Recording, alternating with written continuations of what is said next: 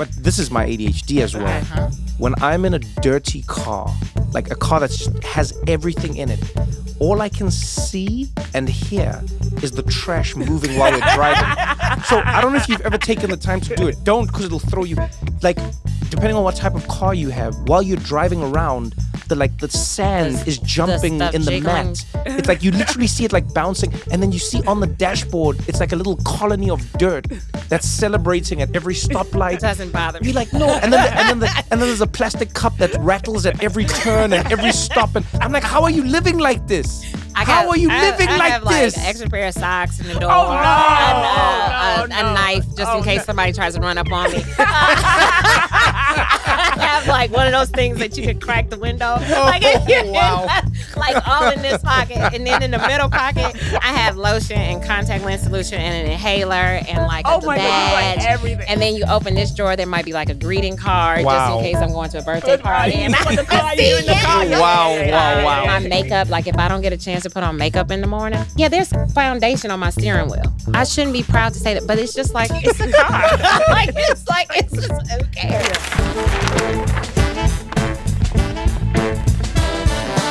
This is What Now with Trevor Noah.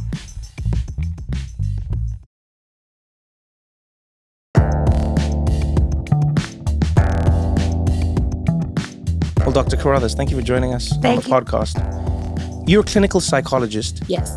Just to set the scene for the conversation I wanted to have today, help me break down what you do and how it applies to ADHD. Okay. I'm a clinical psychologist. And when you work with children and adolescents, one of the predominant disorders or mental health presentations you're going to work with is attention deficit hyperactivity disorder. Yeah. And so for me, I diagnose ADHD in its 3 forms. I provide intervention and I do consultation or coaching of parents when it comes to kids. Now, my practice has taken a bit of a turn and I work a lot with adults who have just learned they had ADHD or they have it. And I'm teaching them how to manage like parenting and having a relationship and having a career while you're trying to also live a life with ADHD. Does everyone have ADHD? We all have characteristics, but that does not mean we meet clinical criteria for the diagnosis. But we meet TikTok criteria. We definitely meet TikTok criteria. We all meet TikTok. Everybody. Everyone has ADHD. Yes. Explain the difference, because some people actually dismiss the validity of ADHD as a diagnosis. Okay. They're like, well, everyone has it. And then some people inflate it the other way. And they go like, oh, I definitely have it. And I'll say, no, you're just disorganized. So first of all, what is it that you have? Because there are 3 different forms. Okay. So there's hyperactive-impulsive presentation. Wait, hyperactive-impulsive? And what does that look like? That looks like you are always on the go, Energizer Bunny. You keep going and going and going. You talk nonstop. You're doing 15 different projects. You are moving from one topic to the next. You're running when you should be walking. If you're a little kid, you're climbing when it's dangerous to climb. Mm-hmm. You're just acting before you think. Can this be presented like, so I know with some people it's like the persistent tapping? Is that the hyperactive? Okay, so that hyperactivity, okay. Like their knee will be constantly moving, or they can't sit still in a chair for a while. So people can be anxious and do that. People can do that to okay. self-soothe. There can be lots of different functions of certain behaviors. So that's another thing. Like the tapping doesn't mean you have ADHD, but what you will find is that people with ADHD tend to be a little bit louder. They tend to move their bodies more. Mm. They tend to have difficulty being aware of like their bodies and that their bodies are moving. And that's sometimes it's restless energy. But you can also see that for people who have like anxiety. Then you have the inattentive presentation, which is like space cadets. You are forgetting things. You're losing things. You're drifting off into space. You're supposed to be focused on one task. And before you know it, like a bunny runs across your path and you're onto the bunny. Yeah, but I mean, everyone should look at the bunny. I always worry about people who don't look at the bunny. If you're living your life and a bunny runs across your path and you don't look at the bunny, who are you? Who are you? What life are you living? I don't know, but it's not a good one. And so you got hyperactive impulsive type, you got inattentive presentation, and then the third is the combination of all 3. Oh, the big boss. All 2, the big boss, which is where in some settings you're hyperactive impulsive. In those same settings, you might be inattentive. And this is when you see people really start to struggle. And you have to have disruption in social and occupational functioning. What that means is this has to be negatively impacting your relationships, or it has to be causing trouble on your job occupationally, right? If you're a kid, you don't have a job, you have school. So what you see is difficulty like getting through a test or forgetting to turn the homework in even though you did the homework. Right. Or losing the worksheets.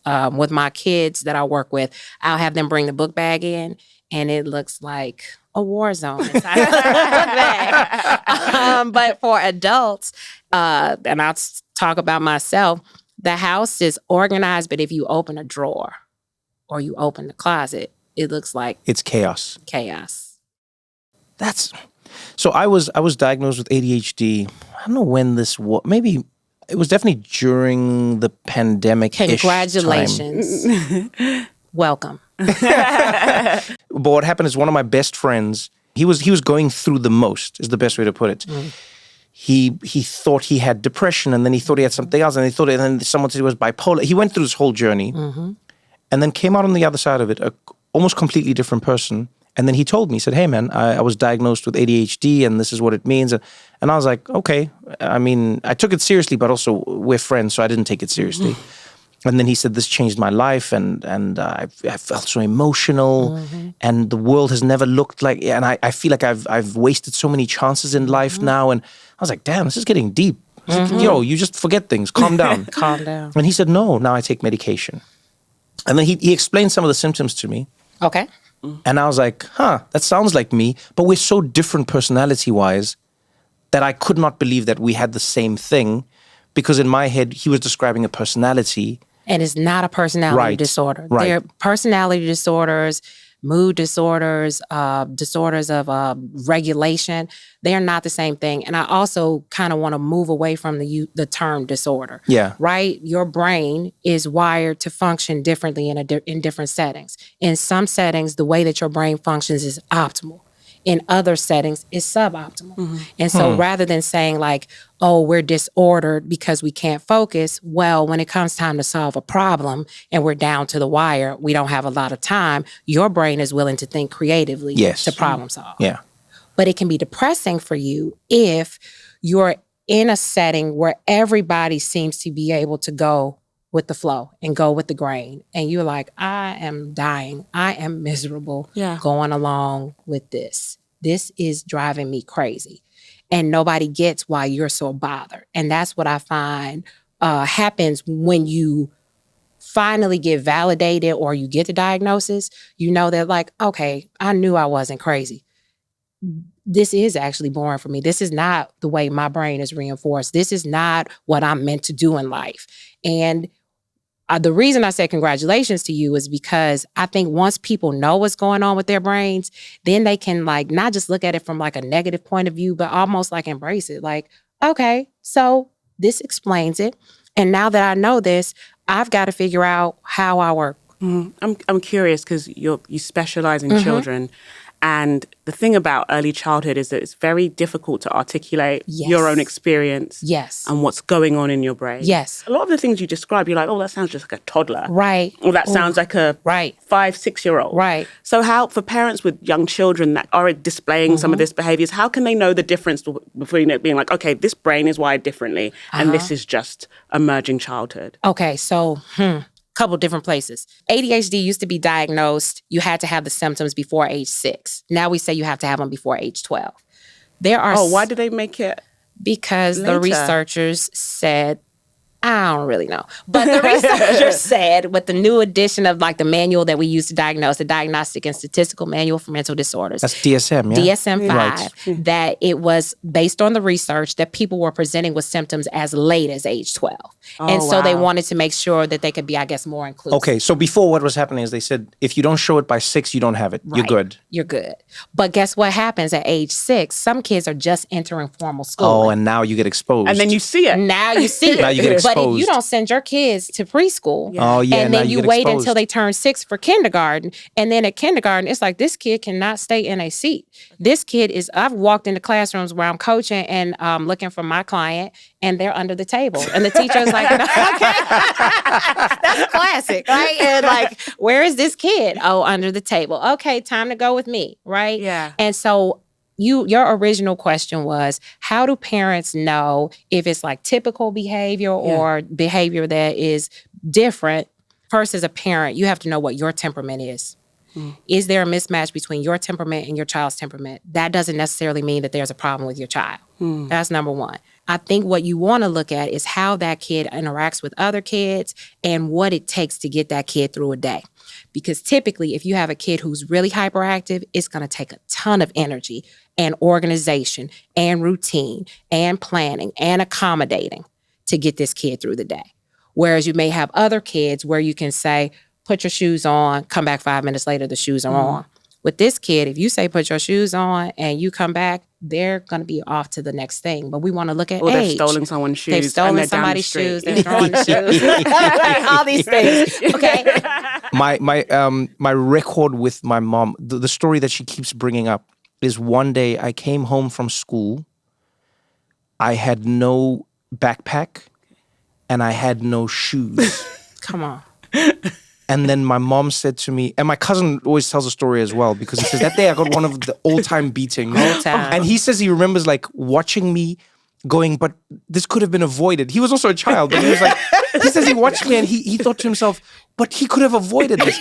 And what had happened was I came home and apparently my mom was like, where's all your stuff? And I said to her, the bag got heavy. Put it down. So I put it down. I literally left it on the side of the road. Very I put logical. it down. To me, logical. Yeah. And then she said, and what happened to the shoes? And I said, the shoes were new and I didn't want to finish them. So I left them somewhere close to school so that I don't have to wear them out on the way home. Because like your shoes would get worn out on the sides, right? Like we couldn't afford new shoes the same way other kids could. So I noticed kids always had like a flat heel on their shoe. Look at how observant you are, though. Yeah. Exactly. And then my shoes had the slant that looked terrible.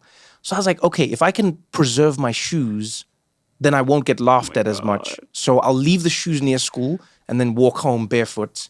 And we went back and everything was where it was, which means my plan worked technically. Technically. Yeah, but she couldn't understand. And my brain, I remember thinking this made sense. And to me, it makes complete sense.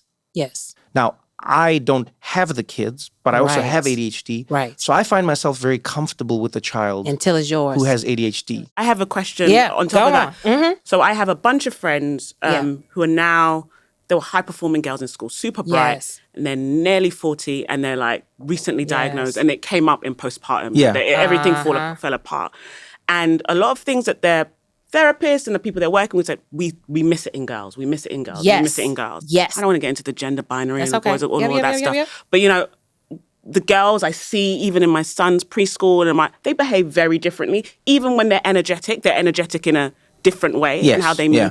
How do parents of girls who may not have the same presentation make sure that these girls don't go under the radar for a long time and maybe never get diagnosed? What are you seeing in girls as children? So that story that I told you about the kid under the desk was a girl. And for girls, unless their behaviors are so hyperactive that it is like really problematic, girls tend to fly under the radar, I think, because of confirmation bias. We expect that boys are going to be more likely to struggle with attention and focus, or we'll say like, oh, it's part of being a boy. But then if it goes too far, it's like, okay, well, then we probably need to look at this boy. I think a lot of girls present as inattentive initially, and people miss inattention. Or the girls that get caught are the girls who are super talkative, super busy, super on the go. And so for girls, you can meet those 6 out of 9 criteria for hyperactivity. But if it's not at a level comparatively to like a boy who's hyperactive or another girl who's super hyperactive, you could get missed. It's like based on like our cultural expectations for girls' behavior, for boys' behaviors, which make it tough. But there are girls who are struggling. Absolutely. But what would you look for, I guess? I think you would look for how the girl is doing in friendships. In friendships? Are they making friends? Are they sustaining friendships? Whoa, wait. Let's break this down. Yes. Why is that one of the signifiers of potentially having ADHD? Because children with ADHD are most likely to struggle in social relationships. They're going to be the last to be picked to be on teams. And we've got research for this. Wow. What happens is they stay little and people developmentally move on. So it's a lot of fun to have a hyperactive friend when you're 3 or 4. When you're 9, 10, not so much. Okay? If we're 3 or 4 and you're breaking the rules and you're running, it's like, haha, fun. This is so much fun. I'm going to follow you. I'm going to play. But by the time we get to playing like the video games, or we get to like there's a sport and you got to be really agile physically, that's another thing that kind of tends to co-occur for people with ADHD is physically when it comes to sports and activities, they don't necessarily excel in some of those because coordination, right? So you may be more likely to be clumsy, and so you need a lot of input. Like if you're playing baseball, you got to stop, you got to watch. That can be really boring for a kid. Soccer, for a kid with ADHD, you out there you out there. Yeah, there's moments where they're just watching, nothing's happening. They're picking the flowers out of the dandelions. Right? A basketball team, we got to get you to be able to look and follow cues, and so your social functioning is major when you have ADHD. And so if you have a girl or a boy and you're worried about them and wondering, look at their social functioning. How are they doing with friends and on sports and activities? Then academically, talk to the teacher about what's happening in the classroom. Is the kid able to sit in a chair or do they stand the whole day? When you put the kid under timed pressure, do they do poorer or better finishing an assignment? Is this kid likely to stay on task, like to do the assignment until it's done, or do you have to give constant reminders? Think about it at home. How long does it take to wake the kid up? How long does it take for the kid to get dressed? Does the kid lose things? Can they follow a routine without a constant reminder? And it takes a lot of like external stuff to be able to get them to that point where they can. So it's possible, but you're going to have reminders everywhere. So like for me, last 2 days I've been in New York, I've decided not to really set my alarm, which is not a good idea. But I like winged it and I made it, but I made it down to the wire. That's another thing. Wait till the last minute. Oh yeah, that's classic ADHD. Yeah, Trevor. That's completely. I can do this in 8 minutes. Yeah. Time blindness. Time blindness. It's completely time. Yeah. You know what I'd love to do is break down each part to help us understand the whys behind it. Okay. Because I think a lot of people will, recognize the stuff, right? Yeah. They'll go like, oh yeah, that's me. I can't wake up, or I'm late, or I'm. Help us understand the why. So, why is it hard to wake up if you have ADHD? And you likely don't have great sleep hygiene. You know you should go to bed at 8 o'clock, but you really want to watch that show, and you get fixated on that show. Let's go down that rabbit hole. Why do you not go to bed then? Because your brain is like, but I could just watch this one episode and it won't be that bad. And then you get hooked on the episode and you're like, but now I want to watch another. Or you're like, I want to read this book and my brain isn't tired yet, so I'm going to read a few chapters of this book. Like I need my brain to be exhausted to fall asleep and stay asleep. Okay, but then why is your brain wanting to do another episode? Because your brain is reinforced by dopamine. Okay. What is happening with ADHD is your brain functions differently. Okay. And so the dopamine or the reward centers of the brain need a lot of input for reinforcement.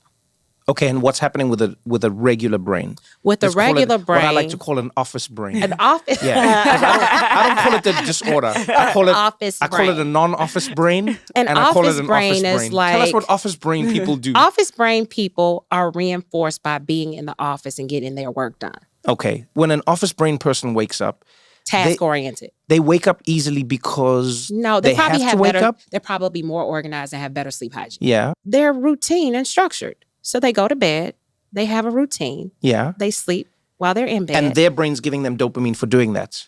Yeah, I don't know that it's giving them dopamine, but their brains and bodies are reinforced by having that 8 hours of sleep. They know they need it to function. It really helps them to get through the day. It makes them feel comfortable and secure, and so they prioritize it. For a person with ADHD, sleep isn't necessarily a priority. Getting stuff done and having fun is a priority. Like doing as much as you can in a day is a priority. Like being able to multitask, even though you might not be good at it, that's the priority. That's what's reinforcing. Like usually I have to get up at 6:10 to wake my son up, but hey, got somebody waking him up because I'm not there. So you switch your schedule. So I switched my alarm back 30 minutes. And before I left Atlanta, one day I decided I'll just take him to school. Forget getting on the school bus, right? That's me deciding I'm not going to engage in routine because I just decided I didn't want to. but I am training my child to respond to an alarm.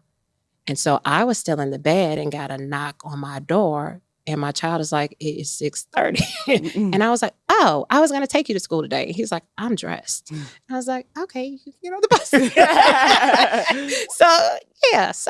So, okay. So it sounds like to me, you have ADHD. Absolutely. But I was like, good. Look at me. I'm making excuses. So in school, I don't think my teachers would have complained about me. I just talked.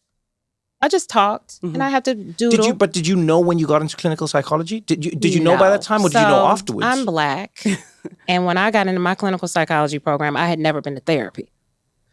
All of my white colleagues, most of them had been to therapy before. They had seen psychologists. So I decided to do this sight unseen. I never went to therapy, or nobody in my family went to therapy. Yeah. Like, we don't you do just this. pray. You pray. I mean, that's what we did. And you say, it's nothing wrong with that girl. Ain't nothing wrong with him. No, like, we just going to pray. We're going to pray. Like, get out of here. You don't have no problems. We got problems. Like, that's how it goes. Yeah. So, like, when I went to grad school, I used to take copious notes so that I could focus. And then I would doodle. And then in undergrad, I remember getting called out by a professor because they knew I was doodling, which is pretty embarrassing at the collegiate level to get called out for doodling. Like, I'm in college. Like, this is not 5th grade. But I got called out. But I've always just figured out how to make it work. Because there's like different cultural expectations, right? Yes. And my grades were high. Yeah. I got everything done. But I just know that there's a book that talks about ADHD and functioning, and they talk about like brain glitches. And one of the glitches is go ahead and forget it. Like, go ahead. You're going to have enough time later. Go ahead and do what you want. You're going to be able to cram that in. Oh, yes. I call that now and not now. Talk about that. What is that? So for an ADHD brain, there are only 2 modes. There is now and there is not now. Okay? Okay. So when I meet other people, I'm always really impressed and fascinated by how they are able to see time laid out in a more gradual fashion. So somebody says to me, let's say it's now like 5 p.m. and they go, dinner's at 8. In my head, what I've heard is dinner is not now. Okay. Then at like 6:30, they'll start like dressing. They'll go, all right, I'm going to go get dressed. And I'll say to my friend, I'll be like, you're getting dressed? Why? They go, so we can go to dinner. Then I go, wait, what's the time? They go, it's 6:30. And they're like, Sizwe, I have Sizwe on the podcast all the time. He's like the antithesis of ADHD. He is the furthest thing possible. So he'll start getting dressed at like 6 p.m. or 6:30. Dinner's at 8. Yes. And then I go, but dinner's at 8, Sizwe. And he's like, yeah. So I'm going to get dressed now. And I go like, oh, but that's not now. Like, dinner's not now. You could do so many other things now. My brain is going, I mean, I could watch a movie. Yeah. I could watch a few episodes of a TV show. I could read something. This makes no sense. Because how long does dressing take? Dressing takes approximately 6 minutes. Yes. Right? It's like 6 minutes to get your whole outfit together. Yes. That's what I'm Plus going or with. minus 30. You know what I mean? It's like 6 minutes, you put your things on. Right. And then I'm like, and then what? To get out of the door, that doesn't even take time. That's like 70 seconds at best. And then when you're in the car, what does Google say? Oh, 11 minutes. Okay, so it's going to take 11 minutes to get to the place. So if we combine all of this time, 27 minutes is what I need. And I'll be, this is what my brain says. Sit on the couch, sit on the couch, sit on the couch, sit on the couch, sit on the couch, sit on the couch. Then at some point, I even get anxious or I get annoyed that the time is not happening. So I'll look down and go, what's the time now? 7:15. Now I have to wait 15 minutes before I can start doing stuff. And I'll sit with that. And look at it and look at it and look at it. And then finally, at 7:30, I'll wait for that 3 minutes because I know I need 27 minutes. I'll wait for the 3 minutes. I'll be like, all right, time to go. And then like my phone will ring. And then that now has thrown off everything because someone phoned me for like 4 minutes. Now you're back. You've just killed my 27-minute plan. And then now I'm not running it. And then you're going to be like... Because it's not now. That's the thing. It's not now. And like, I think that's why I say like with kids, part of it is because I don't take things that seriously. But when I talk to people's kids who have this, I articulate it to their parents with them because I go, no, I know you're making it serious. And a lot of parents of ADHD children feel like their kids really undermine them. Yeah. Yes. That's like the biggest thing. Defiance. It feels like defiance. But it also feels like prank defiance. Because think about it. You send a child into another room. Just think of it from a parent's perspective. Please go into your room. Yes.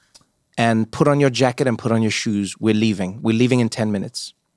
The kid goes into the room, 15 minutes later, you're like, where's the kid? You go to the room. Shooting hoops, playing something. They do not have the jacket No. on. They don't have No. the shoes on. No. They have books on the bed that they've opened up. Yes. They've started reading something. They've started building Lego. And you're going, what are you doing? And the child looks at you and goes, what? And you're like, your jacket. And they're like, what? And you're like, what do you, I just need, and I see how many parents, because it feels like you're being undermined. It feels like somebody, please go and grab something for me. They never come back. Yeah. You know? And so I love that you're saying that thing of like the brain glitching, because I think people take that for granted. And I also understand a lot of people are just like, this is bullshit. Come on. There's no way your brain works like that. It's absolutely not bullshit. If you've got a kid with ADHD or you have ADHD, you've got to do one thing at a time. You give one command in the room where you want it to occur. You wait for the person to start, so then you can reinforce the fact that they're starting. Thank you for listening. Because you're trying to get them to listen to you. Oh, I love this. Wait, so let's play the scenario out. Yes. You want the best result for your kid and from your kid. Yes. Or So from your partner right. who might have ADHD. Okay. Oh, I like. We'll get to that. Actually, Yes, we're gonna get to Speak that. about the partners. No, we're gonna get to we're that. gonna go So we start with the kids. So you're in the room. Yes. So or you want something to happen. You want your kid to make their bed. Absolutely. Okay. You don't tell them to make their bed from the living room. You're saying you go with them. You're supposed to go with them. And To the nobody has bedroom. time for that. That's our issue, right? We don't have time to go. I need you to go to your bedroom and make your bed. Actually, you go to the setting where you want the behavior to occur. Okay. In order to increase the chances that the behavior will occur. So ABC, antecedent, behavior, consequence. Antecedent, we're going to go to the kid's room. We're going to say, if you're going to give some information, you give it now. I need you to make your bed. The room's a mess. You don't have to throw in the room's a mess, but I need you to make I'm your going bed. to throw in the room's a mess. I'm gonna say that. The room's a mess. I need you to make your bed. Please make your bed. And you can say please because it models a social skill, being polite when you make a command. And it's not a question. It's not like, are we ready to clean up the room? It's like a question. No, it's a command. So this is not gentle parenting where it's like, oh, I'm being nice to the kid for the sake of being nice. Okay. Got it? There's a difference. So please make the bed. You wait, you say nothing. The kid starts to make the bed. Great job listening. I'll be back in 2 minutes. You think you could get this done in 2 minutes? Like make it a little game. Kid's like, yeah, I got this in 2 minutes. You go. Oh, I like that. Come Make it a back, game. Make it a game. Gamifying tasks that are non-desirable or non-reinforcing is a big thing for people with ADHD. You set that timer, you see if you can beat it. So back to the kid. We want something done. We have to do the command in the setting where we want it done. If you do it from afar with multiple parts, they're going to lose it. They're just going to lose the task because their brain is not wired to keep up with multiple tasks at a time. I'm really curious because you said I'm black. Yes, sorry. Said I'm black. I'm not sorry I'm black, but I am black. Yes. Your focus is children. Yes. And we know that black children, minority children Yes. in this country tend to be really underdiagnosed. Yes. And as a result, they're often expelled. It's like, that's a bad kid. And we know about the school to prison pipeline. And there's something, I can't remember the statistic about how many people in the prison system actually have ADHD, right? I think it's 60 to 70%. Yeah, it's like if I a remember huge, correctly. huge swath of like black men in this country who were once black boys with ADHD who were never diagnosed. And because of, historical and social factors, so you're a bad kid. Systemic racism. Systemic all types of things. racism. Yep. So we're in this kind of very negative loop that becomes multi-generational because I think culturally, sometimes we don't have the words. Someone's anxious, they may say my nerves is bad. They're not going to say that like I have anxiety. Yes. So there's none of the cultural language. So I'm wondering like, what can we do for those children around us where they actually have internalized the idea that they are bad. The school is saying that they're a bad kid and they're on that expulsion track. How do we get them out of that? Because it seems that once you're on that track, it's hard to get it's off. hard to get off. I think the first thing, and this is like what I've learned as a behavioral psychologist, is we don't discuss like children's traits, characteristics. We talk about the behavior. Right? So we're externalizing a behavior from a kid. So it's not that you're bad because you won't sit down and listen. It's because it's hard for you to sit still. You have difficulty sitting still for long periods of time. That doesn't mean there's something wrong with you. It's just better for you to be able to move around. So getting parents to see behaviors as behaviors and not as children's personality or what they're going to be when they grow up. Yeah. The other thing that we've got to be really aware of is like messages that get passed down through generations and through families that can be really kind of negative. And trying to like compare kids to people around them who we think that they're like, and we have all this anxiety and this angst and this worry about whether or not our boys are going to be okay or what the future is going to hold. And so we want them to like conform to all of these like behaviors that are going to ensure that they're successful. And now we're learning that there's no perfect recipe. I mean, look at him. Come on. There is no recipe for this. But for Black people, it's like, well, if there's no recipe, if you can't just be good and go to college and get a good job, what do we do now? And we're learning that that's not necessarily the recipe. You know, but that's the recipe that's kind of been pushed, which is why I think a lot, and if systems around you, I hate to go here, but whatever. If systems around you are built so that you don't succeed, then you gotta wonder if people are gonna be more likely to blow you off and dismiss you for any difference, rather than looking at it as like a positive or saying, this is my kid who likes to talk in the classroom, so I'm gonna have him stand up and explain to the class what I just said in his terminology. Interesting. If this is my kid who likes to beat on the table, then I'm going to say, if you all get through this assignment, I'm going to let you come up with a beat on the table and the rest of you all dance. If this is my kid who likes to challenge and question, then let's have a debate about this subject. But you got to care. And you got to believe that this type of behavior is functional. Right? You've got to believe that there's functionality to being busy. There's functionality to thinking outside of the box. There's functionality to like thinking.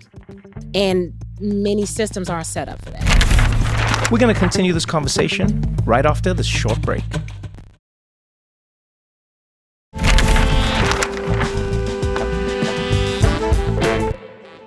I'll often say to my friend, I say it half joking, but I do believe it. I go, ADHD isn't necessarily a problem. ADHD is just like the enemy of capitalism. I truly believe this. And what I mean by that is, if you think of how ADHD presents, most of the things that ADHD presents, they're like sort of bad for a factory worker. Absolutely. I joke and I call people office thinkers, but I know some of my friends love organizing and being quiet and reading and looking at lists and putting numbers together. Good for you. Good for you. But you have to admit that the world has also been designed that way. Absolutely. Right? Yeah. So the world is great for people who wake up early. The world is great for people who wish to sit in a cubicle.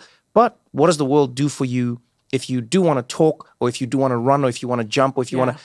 Now, luckily, there's some outlets, like for instance, in the same way that prison, athletes over-index for ADHD. Oh, I didn't know that. Yeah, a lot. How do they train? No, but that's... No, that's what reinforces That's what reinforces them. Their hyper-focus is their sport. So I'm internally motivated to do this activity that I love, this athletic. And so I can do it for hours. I can train for hours. I'm around my people who also love it. I'm so reinforced by it that I just want to be in this setting. Interesting. And I can perform and I can excel. It does two things that I've seen firsthand. Is like, number one, it's routine and it's rhythm, right? But it's also not boring routine and rhythm. Yeah, that's true. So it's high intensity. Someone's throwing a ball at your face. This is not like if you read a textbook and you miss a line, you're not walking out with a black eye. Do you know what I'm saying? Trevor, normally I agree with you when you say stuff about like capitalism and office workers about an ADHD brain. I'm with you on that. But I think that ADHD brain can make you a bad partner, like in a relationship. Definitely. You know what I mean? Like, imagine you didn't even have a job and you have all the money in the world. Oh, that's what I disagree with. Your wife is saying to you, I need you to pick up the dry cleaning. But you know what's interesting about the athletes, you know, before we move on to relationships, is a lot of athletes don't know that they have ADHD. That's what I've realized as well, because especially in America, like sports started at such a young age. Leagues, so you're in there. They just know that they excel, right?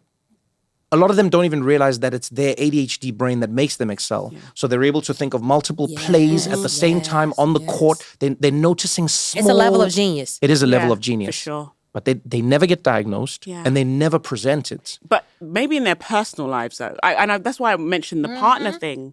Tom Brady. I'm not saying he has ADHD, but like his life kind of fell apart when he retired, right? Yeah. And then he has to go back to the thing, and then look, you never know. You never know with anyone. But that's what I mean is like, but I think also for even in those situations, like you listen to some of the top performing athletes, the ones who have I would say like the most rigid routines are generally the ones who do the best, because even in their personal lives, their meals are at a time with the family. Up at 5. They have this. Every So the day. family has to also fit into the schedule because the schedule is so intense. So then that to me goes to the conversation about partners, right? So the athlete is hyper-focused in doing what they have to do to maximize what their bodies can do, maximize their amount of time. But then that is one part of your life. Yeah. And you miss out on the other parts of your life that are kind of orbiting that's your around livelihood. that. That's not your life. It's your livelihood, but for many of them, it's their life. Yeah, it is their life. It's where it's been their life. It's been their life. It's finally where they feel secure and productive, and they may not have. And it is a way out of poverty. It's a way out. It's a way to help family. It serves so many functions.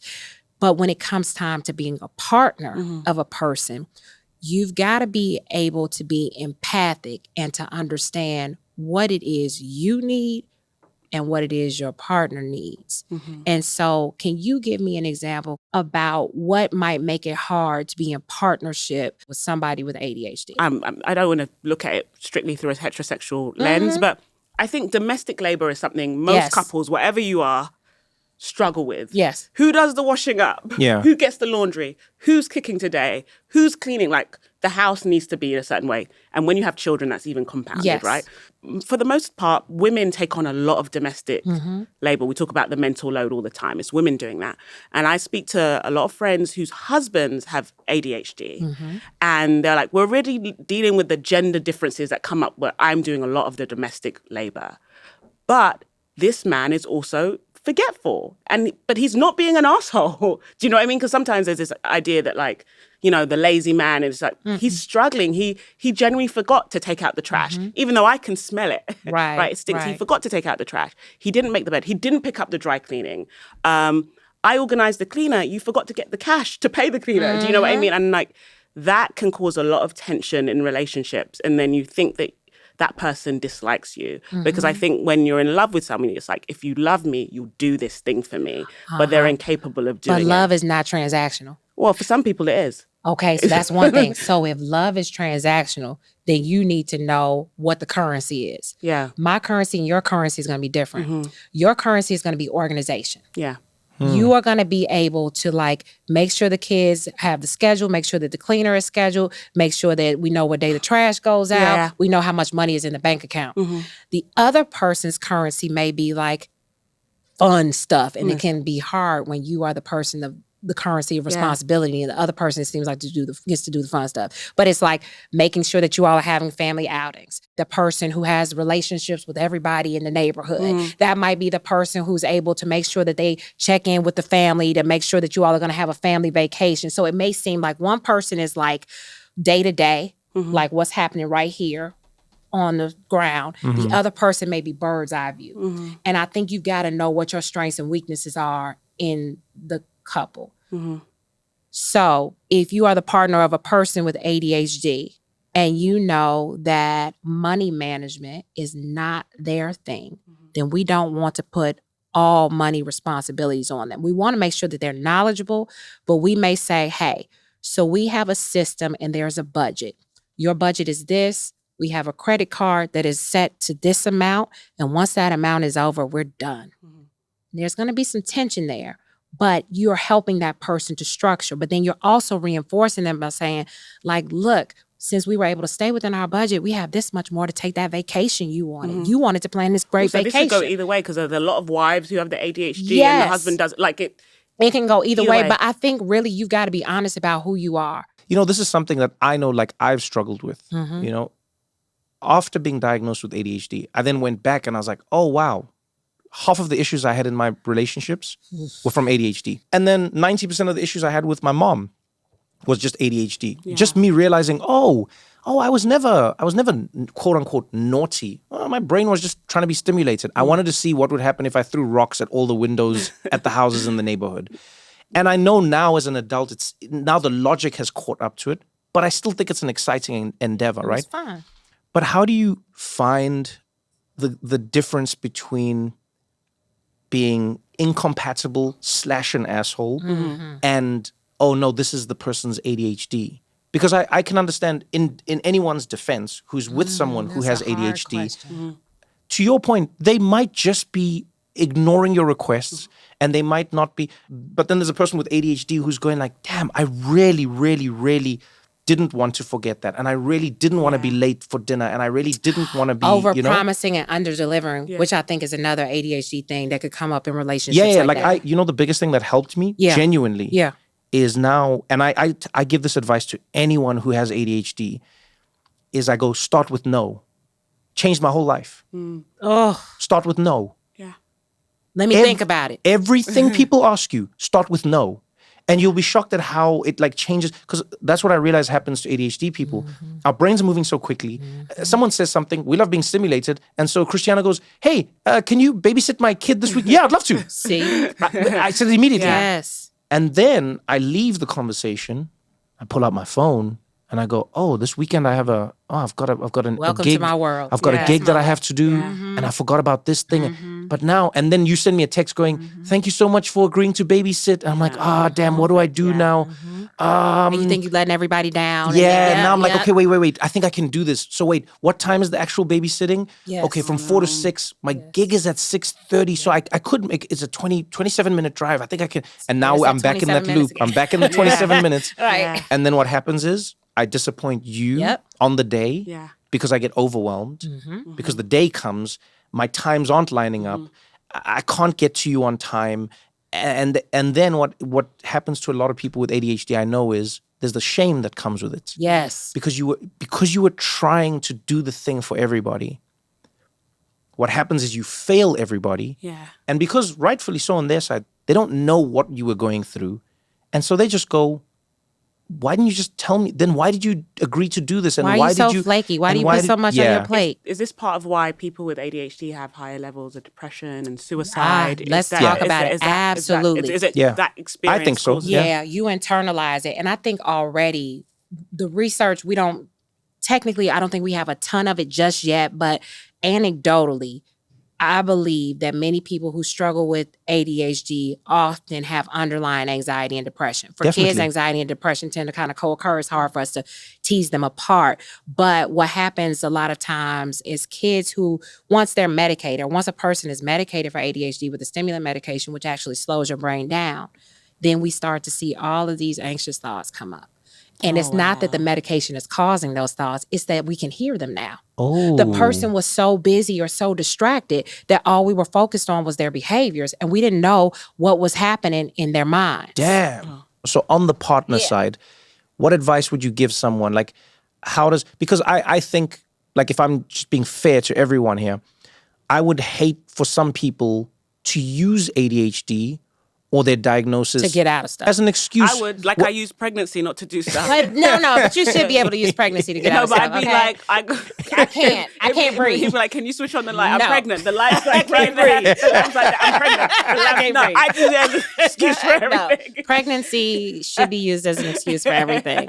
If you were talking to the partner who doesn't have ADHD, how would you counsel them and say, okay, this is where I think your boundary should be, or this is what I think you should look for. And then we'll move on to the partner with ADHD. Okay, so anecdotally, what I tend to notice is that we attract opposites. A person with ADHD is typically going to attract somebody who's more structured, routine, right? It helps them. A person who's more... All my exes could pack bags very well. You expecting them to, really. Right? Yeah. No, I didn't. They were just like... You said it, not me. They were just like, no, I didn't. Did you pack my bag? I didn't at all. But if they did, you were happy. No, can I tell you something? It's the opposite. I hate someone packing my bag. Sorry to attack you. No, I hate someone. I don't feel attacked. I hate someone packing my bag because then I don't know if the thing I want is in the bag. And you don't know where stuff is. Do not pack my bag for me. You don't want to talk about anxiety? Okay, but you know what that's called? Control. And that's what I was going to say. A lot of times, people who are with someone with ADHD start to get engaged in over-controlling behaviors because you are so worried about what happens when the person with ADHD forgets something. So you overcorrect. Okay. And then the person with ADHD becomes resentful because they think you're trying to control them. And really what you are trying to do is manage your anxiety about something being forgotten because or they forget everything. Because they do forget everything. We do forget but they're not forgetting everything to get at you or to be annoying. It's just something that happens. But what then you may do is list out a schedule, make sure that everything is just so. And when that person doesn't comply, you lose it. When they do comply, you're happy, but what you're teaching them is not to engage in the behaviors on their own. So if I am scheduling all of your appointments, packing all of your bags, when do you have to think and when do you learn to do it yourself? Okay, so what you have to watch for if you're the partner of a person with ADHD and you don't have ADHD is that you could start to do too much. And then you start getting into this control dynamic. And then the person starts to resent you because they think you're trying to control them. And then you resent them for doing double the work. Yeah. Yes. And do you know what, something you said there? Because I feel very ignorant to ADHD because I think my brain is probably wired the opposite way.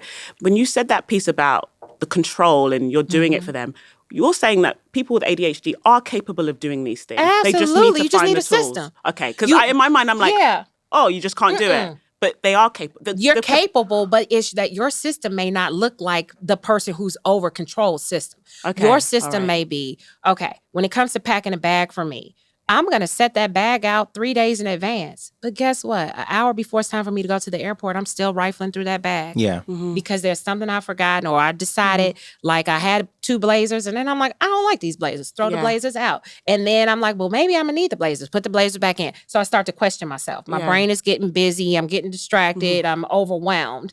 So even though I had the goal of being prepared, I still find myself struggling an hour before I'm supposed to go. So... Because it's not now. Yeah. Because it's not now. It's not now. But when it's now, I'm like, well, gotta go with what's in this bag. Exactly. Yeah. So yesterday I had to go buy a blazer. So it requires I love it. It's about you. It's about me. So I'm gonna be real with you all. I'm not gonna point fingers and not pull, Yeah. Do you know what?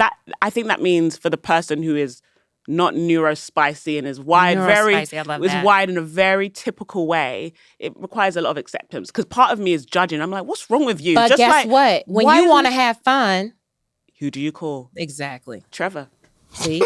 Because, and if he doesn't come, you're sad. Because you're like, I'm not going to be able to push myself to have fun the way I have fun with Trevor. Yeah. It's true. It's true.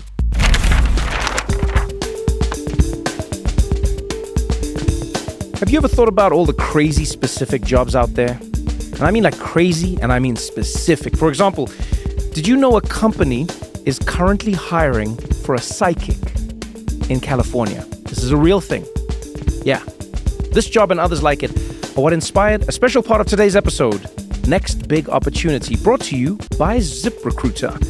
Every day, ZipRecruiter helps 10 million candidates with their job search, which means no matter the role or industry, they can help your business find qualified candidates fast. And when they say no matter the role or industry, they really mean it. You can see for yourself by going to ziprecruiter.com/Trevor. Christiana, I always wonder, what jobs do you think you would be good at? Like, do you think you'd be a good life coach? No. A good... No. Wow. I wouldn't be a good life coach. No, because I would probably tell you that it's not going to go well for you. And you need someone like inspiring, I think I'm just too cynical and real to be a life coach. I'm going to go the opposite way and I say, I think we need a few more life coaches who tell people, hey man, this is not working. Just give up. Don't do it. This rap thing, it's not working out for you. Yeah, this rap thing. I actually think if we had more life coaches like you, people would be in better careers and the world would be a better place and not everyone would try to go viral on TikTok. I just be like medicine, accounting, engineering. We need more plumbers, electricians. I'm just going to tell you to do regular jobs and make some money, but the rest of the stuff, nah, not for me. I can't believe that people are hiring psychics. Like, if you're going to get your witch, that's word of mouth. A witch is not something you go... I'm just like, what do you even ask in that interview? I would just sit there and I'd be like, well, you know what my questions are, aren't they? Yeah, that's true. You know the questions. Maybe I'm a little too close-minded, but if I was working at a company and they said, hey guys, I know things have been going bad for the past few quarters, but the good news is we've hired a psychic. I'd be like, okay. If you'll excuse me, I'm going to go on ZipRecruiter and see if there are any other companies out there who are hiring for my position. Well, I do want to work somewhere that's open to the spirit realm, but that's a bit too open. You know what I mean? I actually do like that. I would love to work in a company that had a psychic on staff just for the vibes. Yeah. Do you know what I mean? Just like lunchtime vibes, you just go check in with the psychic, see how things are. I like that actually. Because we've worked in a dog office. Why not have a psychic-friendly office? Well, whatever role you're looking to fill, ZipRecruiter can help. With smart matching technology and handy tools like the invite to apply feature, you'll find a potential hire in no time. ZipRecruiter is the hiring site employers prefer most, based on G2. In fact, 4 out of 5 employers who post on ZipRecruiter get a quality candidate within the first day. See for yourself. Try it now for free at ziprecruiter.com/Trevor. That's ziprecruiter.com/TREVOR. ZipRecruiter, the smartest way to hire. It's also difficult to try and explain to people how many fights in their relationship aren't necessarily fights, but they're a manifestation of ADHD meeting up with non-ADHD. So I didn't, until I delved into all of this, I didn't know that for an ADHD brain, for the most part, not all brains, but for most ADHD brains, arguments are fun. Yes. Coercive cycle of interaction. There's a term for it. Coercive cycle of interaction. You I are love reinforced by your coercive behaviors. And this is what we teach in behavioral parent management training. Another plug for an evidence-based intervention for ADHD.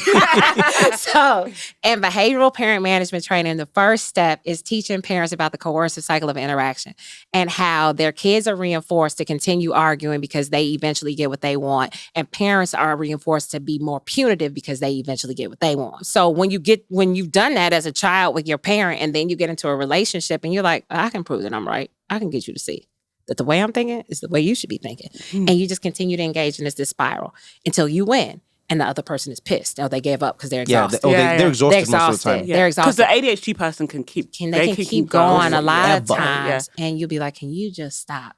And they're like, no. So instead of telling them to stop, you give them the positive opposite behavior, the to-do behavior. So instead of, would you stop talking?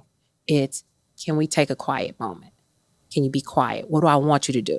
Okay. So instead of stop arguing, can we change the subject?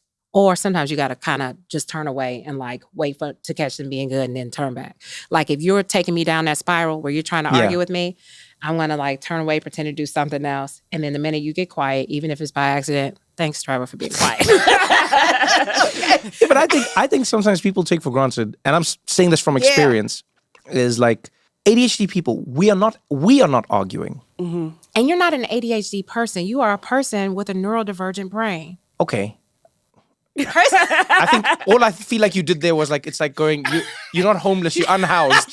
That's what you just did to me. She said the poetic version. You really did. You're like, no, Trevor, you are not a homeless person. You are a person who does not have a home to live in. You are, no, seriously, it makes a difference. Okay, fine. You are Trevor, who happens to have a brain that is neurodivergent. Okay, I'll take that. All right. So sorry. No, this is fine. So I think what people take for granted is this. And sometimes it's because we don't know to articulate it as people. Sometimes we don't even know what's happening. Some people think of it as an argument, but it's not an argument. Do you get what I'm saying? So the ADHD brain is just having fun, and it's going, let's discuss the merits of, and you just go. It's just attention-seeking behavior. Exactly, and you're spinning, and you're spinning, and you're spinning, and you're spinning, and you're spinning. But you're just having fun trying to figure this puzzle out. Now, a non-ADHD person goes no, but why you? No, just let it go. They're just getting triggered. They're getting emotional. They're getting angry. And then at the end of it, and I've seen this happen, in my group of friends, all the ADHD friends will hang out together. All the friends who have a neurodivergent brain. Yes. Thank you for using that term. They'll be energized at the end of a group argument and they'll go that was fun. And then all the friends who don't have a neurodivergent brain are pissed. They are pissed. Yeah. They're worn out. They're carrying it. I can't believe you said, why did we fight? You know what? I'm tired of, and the rest of us are going, wait, what? This was fantastic. This was fantastic. We argued the merits of Mesopotamian laws, and from that we understood why we shouldn't be eating fried chicken tonight. Just the understanding of it helps, because to your point, if you understand that I'm not doing something to you, then you don't think of it that way. So, some divergences, we'll call them, whatever they may be, physical or mental, are more apparent than others. Mm-hmm. If somebody's blind, we normally can see that they're blind. Yeah. If that person bumps into you, most rational human beings will never go, yo, right. Which way you going? You bumped into me. You'll be like, oh man, the person's blind. Mm-hmm. Person's blind. You know what I mean? If somebody rolls up in a wheelchair and they can't go up the stairs, No one goes like, get up the stairs. You go like, oh, let's get the ramp, or can we help someone? Because there's a signifier that tells us that this person is divergent physically. Mentally, there's almost no signifiers for this. So you meet someone with ADHD, you don't realize that you started speaking, their brain hadn't even started pressing the record button. Right. You started a whole conversation. You got home, you started talking to your partner. Oh, hey, honey, I was just thinking we got to do, and don't forget the thing. And I can't believe it's blah, blah. And then the person goes like, what? What just happened? And they're like, oh my God, did you listen to anything I just said? And that's so annoying. Yes, and it's not that they're not listening to you. If there was a way for you to be sick, if they could signify it, you'd realize, oh, the record button wasn't on. You hadn't paused for a moment. The same way I've seen people pull out their phones, stand at a concert and record a moment, and then I look at their phone and I realize they never pressed the record button. But then they blame themselves. They go, I didn't press record. I'm an idiot. Yes. And I sometimes say to people, I know it's a bit of a burden, but think of it that way when you have an ADHD partner. Ask yourself if you've pressed record. Like one of my best friends taught me this, and he has ADHD, but he literally will be talking and he'll notice that my brain I'm finishing an email. He'll say like, oh man, I got to tell you this thing that happened. So I was at the office and then he'll pause and he'll go like, I'll wait for you to finish. Yes. And I go, no, I'm here. He's like, no, finish the email. Do you know, the funny thing is hearing you both speak today, I think there's something about if you're the non-ADHD parent or partner, whatever you are in relation to someone with ADHD, I think it can really increase your empathy and your sense of patience if you really sit with the diagnosis. Yeah.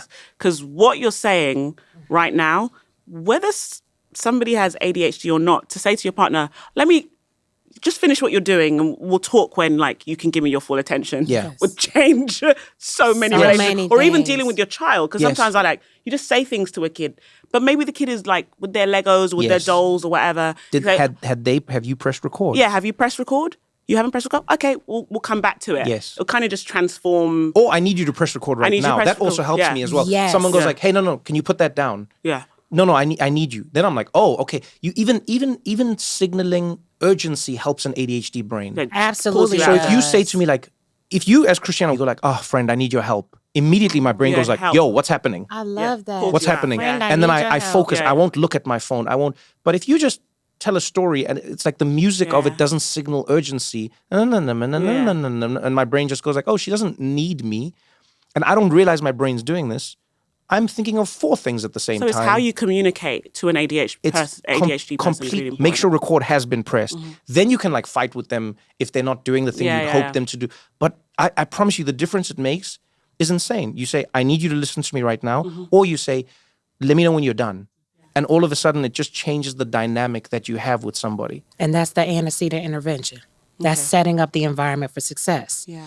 You saying press record or let me know when you're ready to press record signals to his brain that I've got to do something. I've got to behave differently. Yeah. And then he's able to follow through, and then you reinforce him because then you continue to talk to him once you know that he's ready to listen. Okay. Consequence is you all are connected. Okay. So what you all just did right now, there was connection there. Yeah. You gave feedback about when you're able to really hear her. And then you were like, thank you for giving me that feedback because now I know how to cue you in when I need to talk to you. And that's what doesn't happen in partnerships and relationships.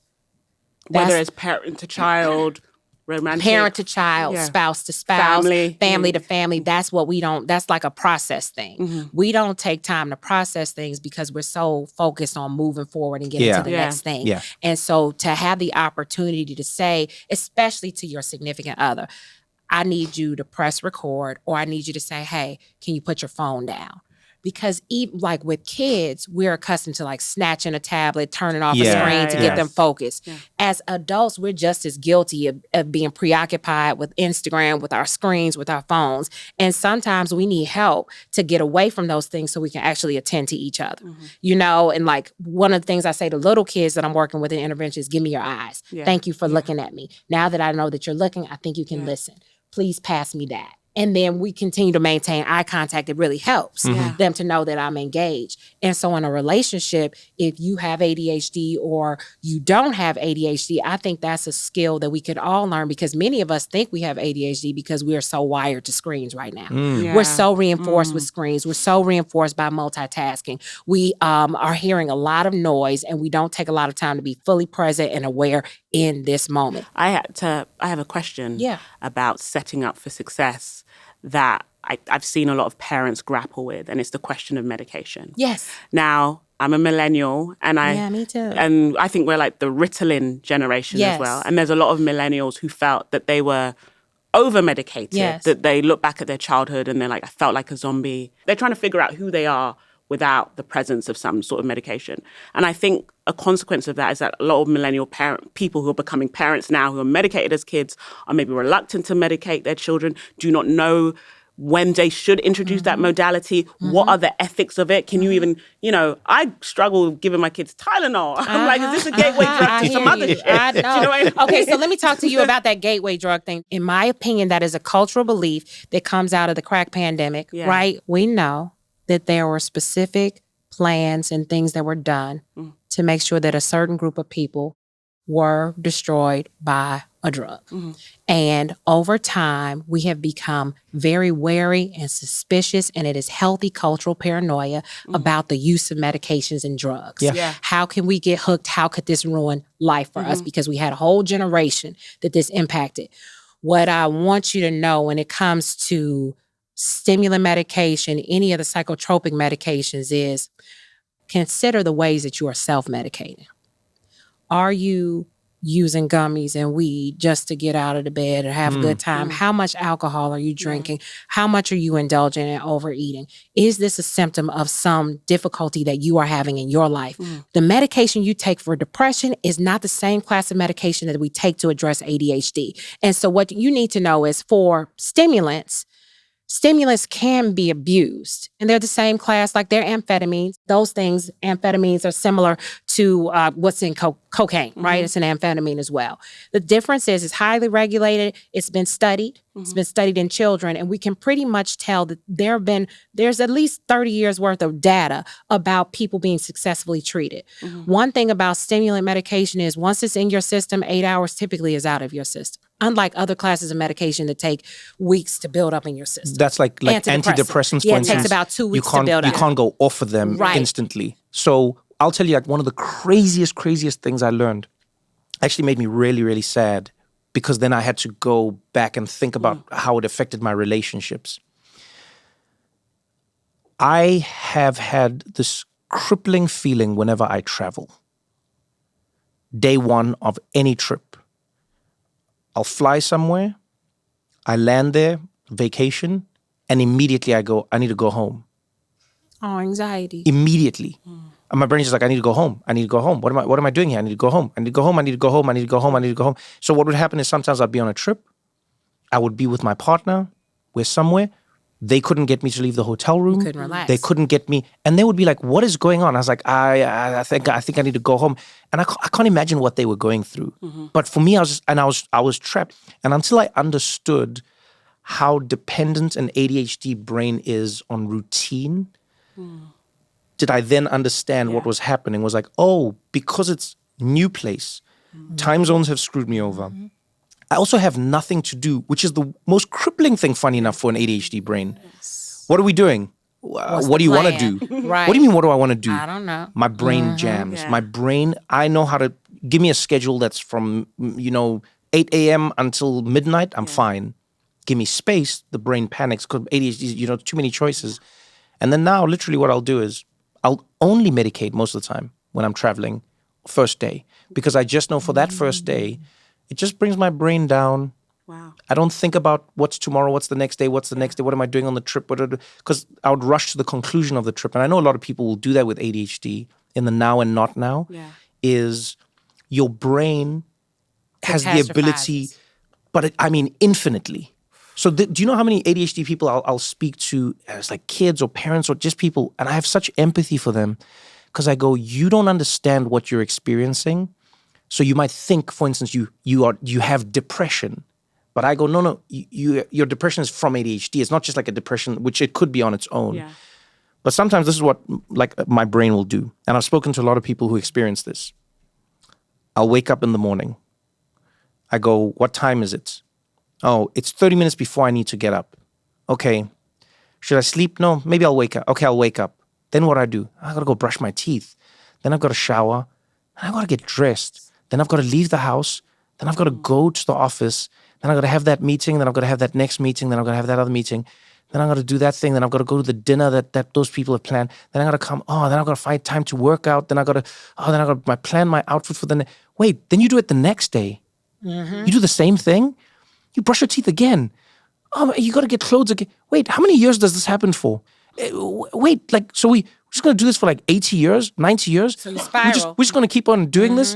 And then what? The next generation does it? And then it's, well, why am I waking up? Wait, I'm going to come back to bed anyway. What's the point of leaving the bed? Why am I waking up? What are we all doing? Why are we building these things? Why are we? No, and you will be shocked at how ADHD brains can do this for everything for people. So even in a relationship, you'll have a fight, and then your brain goes, "Oh, fight! This is how, and what's the point of relationships?" End. Yes. Everything ends with end. And there's typically a time of day.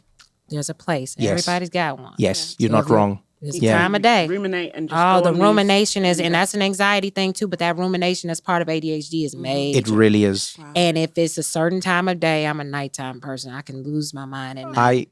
Can I tell you? So if there's one thing I've learned for my brain, the mornings is where I have the biggest feelings of what is the point of this whole thing we're doing, right?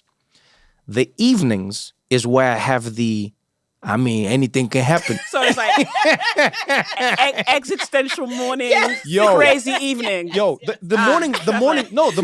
Let me tell you something. In the mornings, too much. can I tell you something? The worst thing you can do to me in the morning, and I've experienced this. I remember someone turned to me in the morning and said, "Hey, do you love me?" This is in the morning. Well, do you love me? Did you love them? And I Okay, did. good No, but job. I did. But my brain went, What? how does anyone define love? What is love? Oh, and that pissed that. That poor person. And what is it about my words that'll make you feel like your day got So you better were like- or worse? Or You're like, I don't and then know. my brain was like, huh. And my brain did that. And in my brain, maybe this was 2 seconds, but it lasted a But lifetime. to the person, they went, whoa, what was that There's a pause? What was that pause? And then That's I why go, said no, poor person. of course I love you. Then they go like, no, what was that pause? And now we're in fight land. Yeah. The day just started, We're in fight land. right? But we're in fight land because the person goes, I can't believe you paused. Why did you pause? Now if I explain it, it's terrible. Yeah. Well, but why would you even think that? What kind of person would think? You just say, Okay, I wait. love So you. message for the person with a person with ADHD is not always about you. That's hard to learn That's though. hard because it should be always about me. But it's not like right. that pause or that like reticence Yeah. is not necessarily about you. It's about something that's going on in that person's Don't take it head that you don't personally. even know Yes. It's about. not about you. Yeah, don't and then even the know this nighttime happened. version is, and I know this with like a lot of my ADHD friends, that's like, we call that sugar time. What is sugar time? Oh my God. What is It came from, Start zooming. no, it came from the direct thing, which was sugar. So we all start craving sugar. Uh-huh. I can't eat sweet things in the morning. Pancakes, or I don't know how people do that. I'm like, no, ugh. Sugar cereal. Nighttime. Let me tell you something. If there is sugar hidden in your house, You'll find I it. will find it. Okay. If you think there's sugar in your house and you're not sure where it is, call me over at night, and I will find that sugar for you. And then my brain then goes like, we call it sugar time because it's like it's sort of the manifestation of sugar as a concept. Is it like sugar time for everything? Then it's like, what's happening? Where's it happening? Yeah. Who's it happening with? And that's Where why we the going? sleep is so What are bad. we doing? That's Oh why yeah. sleep is so Taken off bad. track. No, sleep is terrible. Yeah. Nothing good Yes. has ever happened during sleep. No. Tell me one great story that involved sleep. None. What about a good dream? History there's no, I mean, okay, MLK had a dream. But he was awake. Okay. But he was Yeah. awake. So wait. No, but he first had the dream of He had the sleep. dream. So maybe And then he that's told the the one. dream, That's and the then we only got the great awake. thing that's happened in sleep was his dream. The rest of history happened while people were awake. I love that you said that because it's learning yourself, being honest with yourself. And if there's one piece of advice I would give people, think of the ADHD as this little gremlin passenger in my life, who I have a fun relationship with, by the way. Yeah. I don't resent it. Yes. I don't hate it. But what I'll do is I'll call it out. Like I'll actively say, at times, you'll find, if you leave a microphone in my home, randomly you'll hear me going, hello ADHD. I just say this every now and again. I'll just be like, Trevor, don't there say that, you. Because my mom's going to be like, Yeah, your spirit. Yeah, my mom. It's the spirit. My mom actually. I love it. Yes, spirits. But Come I on, promise talk about you, I promise you, I do that all the time. Yes. Because I've also learned for people with ADHD, it's nice to remove the shame. Yeah, for sure. Because people will tell you the thing you're experiencing is bullshit. They'll tell you that it's not real, that you need to get over it. You just need to work just to function. People just say this to you. But it's like, no, just trust me. Take it out of yourself and say, hello, old friend. Externalize it. Hello, old Yeah, you're just like, look at you. You want some ice cream, do you? No ice cream for you You know? today. And then I'll even play the game. I'll be like, okay, how about this? If you have very cold water and you still want ice cream 30 minutes later, you can do it. Ooh. And then I'll go and drink like a cold glass of water and see what happens in 30 minutes. 90% of the time, I don't want the ice cream afterwards. You've moved on. Yeah, but it's also because I've started to Impulse learn. control, and I've started to learn that sometimes the thing that you look, this is for everyone. The thing that you're craving is oftentimes a manifestation of lacking something else. Yeah. Right. So what I've tried to learn to do is go, what is happening right now? I'm craving ice cream. But what is ice cream? It's a cold thing. It's a sweet thing. Let me try break it down. Start with the cold. You're a thinker. Yeah, I'm an overthinker, yeah. So I You're start a with the thinker. cold. Uh-huh. And then I go, and also what does it do? Okay, it also does hydrate me. So I'll go with something cold and hydrating that has no sugar, see how I feel. And most of the time, I find those small things, but I gamify everything in my life. That's a problem solver too, right? So that's the ADHD brain again, the superpower. You're a thinker. You think very deeply, and then you are willing to try different interventions to solve your problem. So you don't just give up and give in to the ice cream. And a brain that's like maybe depressed might just say, well, forget it. It's hopeless. It's worthless. I'm just going to give in to the ice cream. You're like, no, this is serving a function. I need to try to figure out what the function of this craving is. How can I come up with a plan so that I don't engage in this behavior? Like there's multiple levels. And that can be exhausting if you have to do it with every decision you make, which some people get into like analysis paralysis when it comes to that ADHD because they're overthinking whether or not, and it's not necessarily anxiety, but it's like trying to plan out the consequences. Yes. Because you're a problem solver. Yes. Yeah. And problem solvers are very tied to consequences of behavior. So it's like, well, if I did it this way, this might happen. If I did it this way, this might happen if I did it this way. And then you've lost track of time while you're doing all of that. So I think it's good, though, to be a thinker. Yeah. Which is also why the capitalistic society is hard, right? To bring it back. Yeah. Why this has been so useful for me, I just think for people that are in community with people with ADHD, whether you're a parent, a partner, a friend, it's like our job is to like understand the superpower, like understand how it works, understand if you're drinking some water late at night. Oh, they probably wanted ice cream. They're having the water. Leave them. Don't be like, why are you drinking water? A cold glass of water at 12:30 in the morning. Just be like, this is their way of coping. And you just said a word, community. Yeah. We need to be in community with people and other people who have similar and dissimilar experiences because it can get very lonely. Yeah. It sounds like a lonely It can be experience. very lonely. You got to be in community. Like you got to find your tribe. And this is a big thing for me right now with the young adults I'm working with who have ADHD. It's like they have not found their tribe. Yeah. And then they internalize it and then they feel super depressed. Like, what is wrong with me? Why does it never work? And so I want to tell young adults with ADHD and teens with ADHD, you will find your tribe, but you have got to seek them out. And that tribe may not be the people who like look like you or who have the same interests, but the superpower of having ADHD is you're willing to put yourself out there and take a risk. And so you may have to take a risk with different people.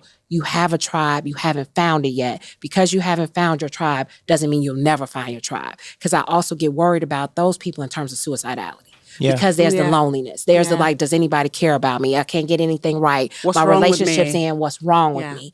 And so just like having some hope and knowing you got a tribe. And then parents, leave them alone if the tribe is online. Like, they have a tribe. I just want you to have some social connections, safe social connections. I don't want you playing with like adults if you're a kid. But we need to have, that's why we have kids in sports and doing activities. We want them to build relationships with different groups of people. But as adults, once we get into our careers, we can become isolated. And so you've got to have community. You got to have a tribe.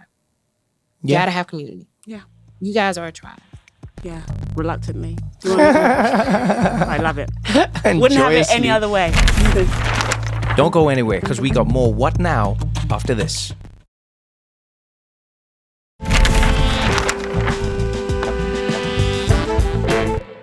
You know, there's an idea that I have. I'll often say to Christiana, I go, there's moments where I dream of being a dictator, of just like a small, island. You said this enough times. Yes. I'm concerned. I would love to be a dictator of a small island, though, like just a small place where, because I think the small number helps you be a little more nimble. I'd be your advisor. Like Sweden, for instance. I would love you as an advisor. You know, Sweden, 4 million people or whatever. It's like it's easier to do things and see how they work. 300 million people is chaos. And one of the experiments I would love to conduct, because I'm sure there will be second system effects, don't get me wrong. But I wonder what would happen. Two things. One, I wonder what would happen if we treated almost everybody who we think is an outlier in society just for ADHD. And I know this is a gross malpracticing of science and medicine, so don't co-sign this at all. I'm just telling you about my crazy world. I would love to see what would happen, no joke, if everyone who is homeless gets ADHD medication. Like people in the street, like we don't people like that person's crazy. I genuinely would love to see I just want to see what would happen. You give all of them ADHD medication. You give everyone in prison ADHD medication, or every kid who's been expelled, ADHD, everyone. I'm willing to bet money.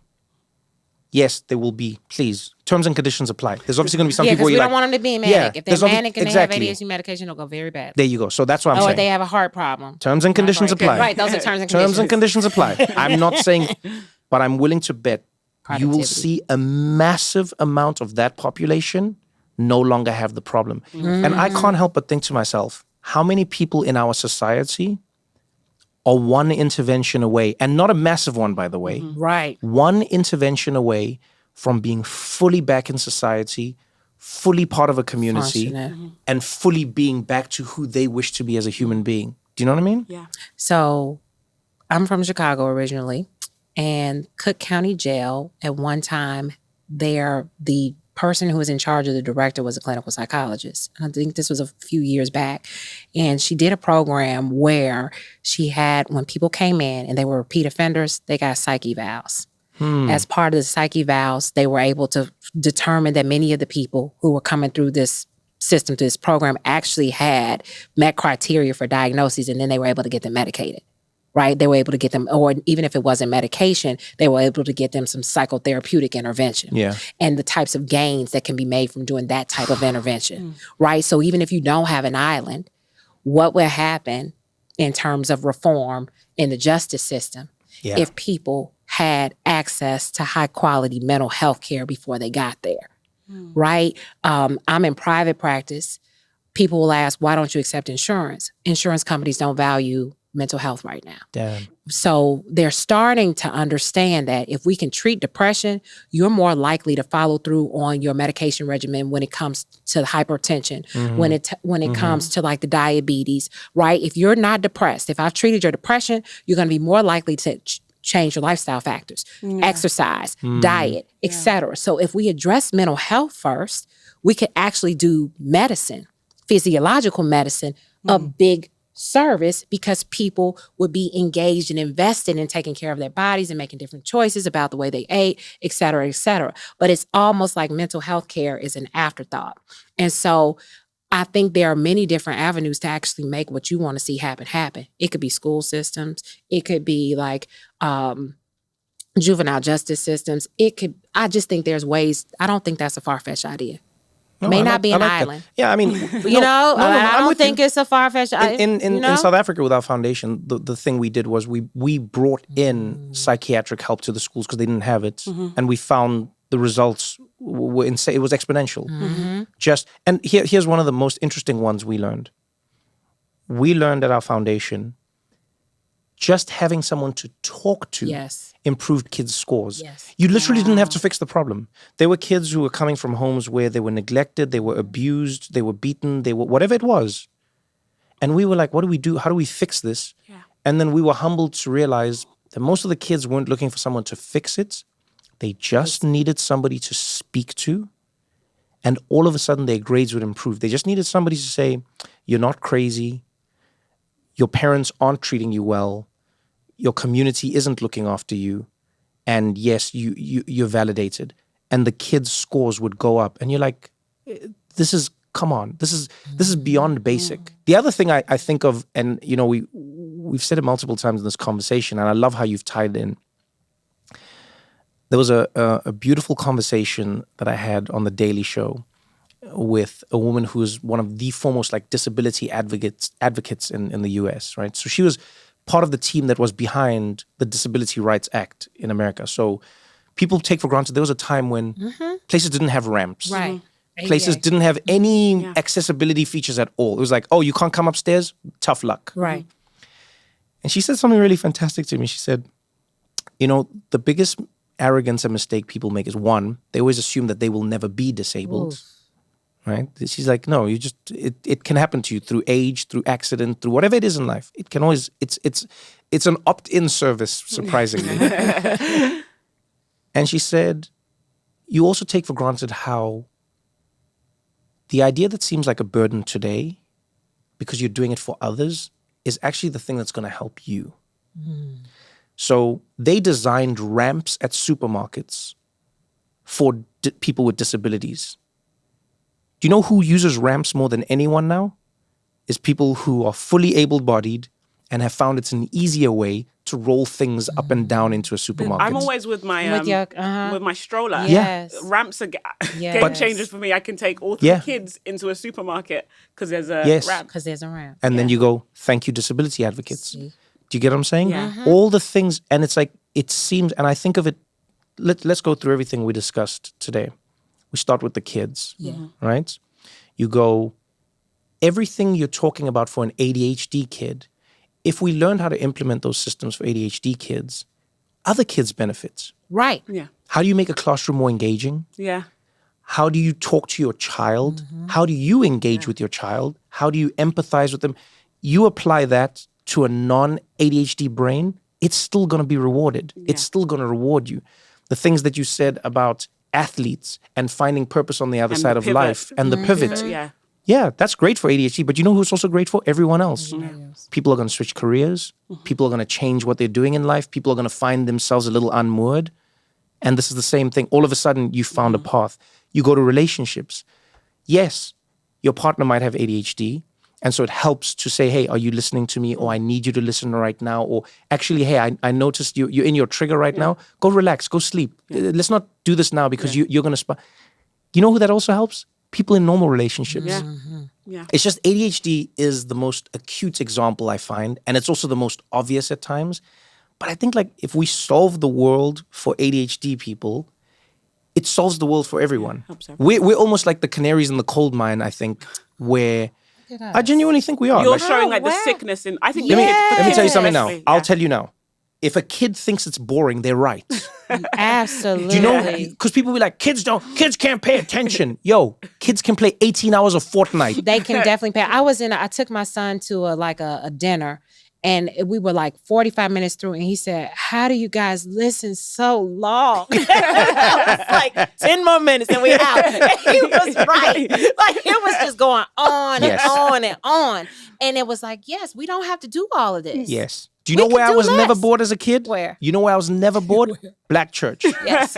Never. So much happening. Because someone would be like, no, it's about listening. Yo, when we would go to white church, it was just, all right, here we go. John 3 verse 16, for God so loved the world that he gave his only begotten son, that whosoever loved him doesn't perish but have eternal life. I was like, oh, Black church, I don't care if you were 4 years old or 40 years old. That pastor made that sermon come alive. Call and response. Exactly. You're engaging. You're engaged. You're standing up. You're standing. You're in the... and even as a child, I was like, yes. In Jesus' name. Praise the Lord. I was like, wow. What is... Right. I might not understand all these concepts, but I'm... And my kid says, what is happening? Like, to go down, then I'm like, hey. And the pastor will like repeat something. Yeah. You know, I don't think you heard me. I'm going to say it again. I'm going to say it again. Right. I'm going to say it again. Because he knows we have ADHD. You see what I mean? But no, that works for the whole congregation. And so I feel like in these things, sometimes people, I can understand if you don't have ADHD, you're going like, this silly sounding, because it really sounds like a little quirky little, disorder that people have. Everyone has ADHD. That's the response. Good everybody does not. I also struggle to get out of bed. Get over it. You think I like The Office? Get over it. Oh, please, you can't pack your suit. Get over it. I understand where you're coming from. But mark my words. If you listen to ADHD people and you quote unquote fix the world for them, you will live in a better world. I grew up someplace that was not quite as loud at night, but our brains can exist in I think they can. And I think sometimes if you take that, so I'll challenge my friends who are parents of ADHD kids and I'll say this to them. I'll go, and I go, please, I say this with all the compassion in my heart because I know you're busy. I know you're tired. I know all of I'm not saying you're not. And even a person who's in a relationship with someone with ADHD, I know it's annoying. I know how much you hate repeating yourself. I know how much you feel like you're, going through the same cycle of, I say all of those caveats, but you'll be shocked at how much fun you can have and how much it can benefit you to take it as a fun challenge. So for instance, I say to parents of ADHD kids, sometimes your child with ADHD who's like climbing on the couch and then like standing on a thing and then doing somersaults in the living, you know what they might actually expose for you if you're willing to listen to it? They might show you how little you move. Ooh. Do you know what I'm saying? Because you're living a sedentary lifestyle. You barely move. You sit at the office, you sit in your car, and then you sit at home. Now, another child is able to mold themselves to match what you're doing. An ADHD kid cannot. They need to get the thing out of their body. It's pent-up energy. Pent-up energy. But now they're exposing it. Like you go like, this kid can never sit still. But sometimes you should ask yourself, go like, I've noticed that we sit still quite a lot. Yes. Like look at that as a challenge and go like, okay, every time they do that, do 20 squats with them. Ooh. Do jumping jacks with them for a minute. Oh my God, I'd be so exhausted. Yes, exactly. But this is you're already in good shape, but you would be this like. This is my point. This is exactly my point. Is that sometimes you can find things that you've taken for granted that can actually help you as well, and that like the gamification can go both ways. Is what I'm saying. But it's like solve the world for others and solve the world for yourself. I love it. That's a beautiful reframe. Yeah. This has been so much fun. It was so much fun. Thank you all. I hope we have you back again. And by the way, thank you for being a bridge as well. I think, as you said, like I'm Black. People just take for granted how culturally, certain cultures are going to catch up to certain ideas in different ways, right? And I remember when I was diagnosed, my first time actually was when I was diagnosed with ADD. Back then they just called it... Attention deficit disorder, when it was just ADD. In fact, no, back then they called it hyperactivity. That's all they called it. Okay, so that was like... I was like 6 or 5. So you know what it probably was the ICD-10, which is the international system. Probably. Was calling it one thing. And then the United States system was calling it ADD. Right. And so now they try to be on the same page. So they said to me, they said to my mom, so the school said to my mom, I guess they did a good job. They said, hey, you need to take this kid for evaluation. He's very smart, but he's chaos. But he's not rude. He's not anything. He's just chaos though. And she took me in and they told her that. And when we came out, my mom said, I said, what did they say? And my mom said, Suga, these people, they said you are hyperactive. I said, yes, he's a child. And they said, no, but he's very hyperactive. And I said, so what do we do? And she said, honey, we pray. We pray, honey. Let's move on. And I said, but we've been praying. And she said, I said, but we've been praying and it hasn't worked. And she said, yes, sweetie. And that's then once the praying doesn't work, then that's what the beatings are for.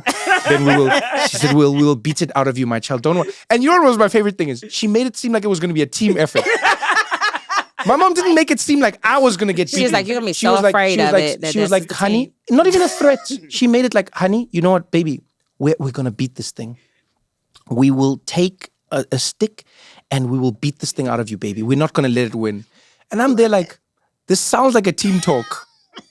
But I'm the one who's going to be beaten in this team talk. Right. But no, the reason I say thank you for bridging the gap is because it doesn't matter, Black, Latino, you name it. Do you know how many of my Asian friends have told me in a different way? They've had like it's not the spiritual one. Their one is like no, suck it up, keep moving vibe. Yeah. I was like, oh, but my brain. No. What do you mean your brain? Hey. You make it work. You make it act right. I think it would be great for us to find those bridges because somebody sees a doctor who looks like them, sounds like them, so you don't roll your eyes when someone says that's a spirit, that's a demon. You don't go like they bring up a spirit. Yeah. I'm gonna be like, okay, you did it first.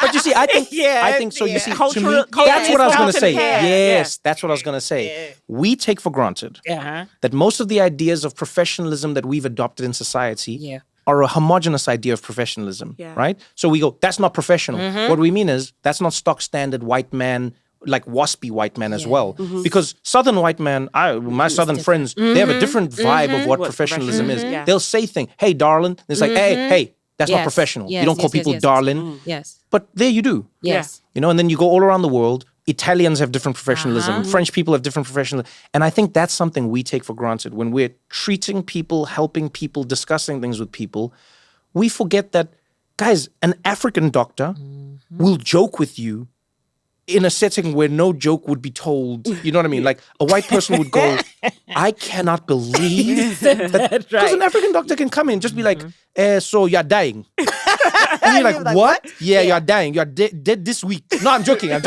No, I'm joking. No, the blood test came back. You're looking good. They'll be like, that is unprofessional. Right. As an African, there's an element of like, come on. How come you can't be serious all the time? Huh? And I think those things are beautiful to examine. It's like it's fun to be in a space with somebody who knows you even though they've never met you, because then I think they can help you get to the place where they're helping you fix the problem, but they're not seeing who you are as part of the problem. They're not seeing your culture as part of the problem. Yeah. They're able to split it and go, oh, no. That's not a problem. That's just Black. This is the thing we're actually trying to solve. Yeah. So it's been really wonderful meeting you. Thank you. You're doing the good work.